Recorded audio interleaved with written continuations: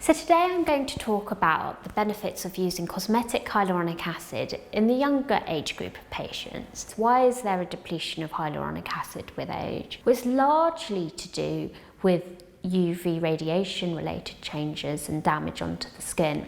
But also in the younger age group, they're trying to treat their acne and the oiliness that they get. So they are using active ingredients such as retinol, glycolic acid, and this is drawing out the oil and hydration from the skin. That also reduces the levels of hyaluronic acid in the skin, and it results in this dryness, this combination skin types. And so we really, for these patients, need to put the hyaluronic acid back into the skin. I think that hyaluronic acid is an excellent ingredient for young people to incorporate into their gold standard skincare regimes. So what is the perfect routine for a younger patient? Well, I think most people, particularly younger patients, will benefit from using a retinol at night.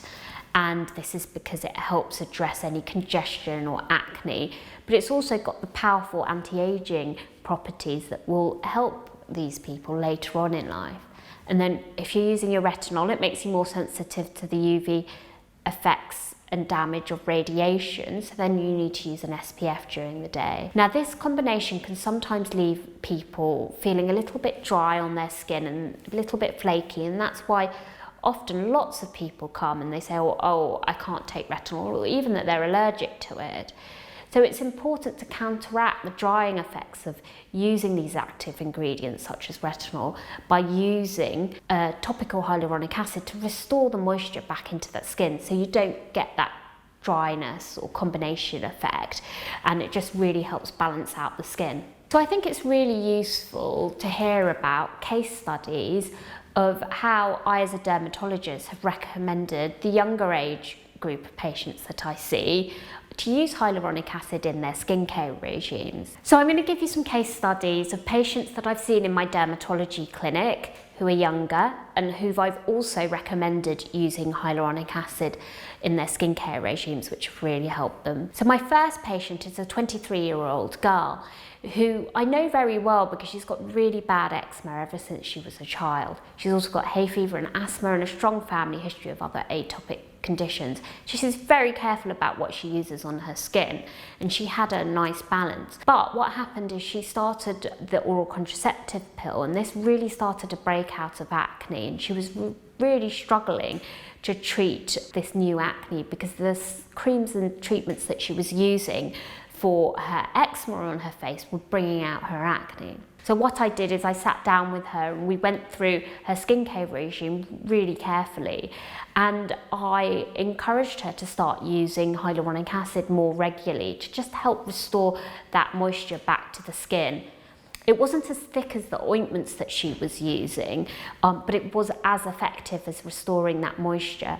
And the hyaluronic acid didn't congest her skin, so it didn't cause her to be have breakouts. And then after a few months of doing this, what we did is when she came for a follow-up, she was still getting a few spots, and we got her to use some retinol at night time, but just once or twice a week, so less than we would normally recommend. And this balance really helped with this girl's eczema and her acne, and she was very happy with the end results. So the second patient that I saw was a 16-year-old girl who had been at home doing her lockdown homeschooling and just seeing a lot on social media about all of these active ingredients that you should use to make your skin look great. She was using a glycolic acid wash, a glycolic acid toner, she was using a retinol at night quite heavily, and her skin was becoming dry and she was breaking out, and she didn't actually have acne. So what I did is we sat her down and had a look at her skin, and it was very dry, but she also had this oiliness on her nose and her forehead and her chin. So what I did is I recommended that she start using hyaluronic acid to help balance that combination and dryness that she was having on her cheeks. And the hyaluronic acid was thin enough not to make the congestion on her nose and T-zone even worse. And then we cut back again on the retinol and reintroduced it at a later point when her skin was more stabilised. And she also had a really good result with that regime.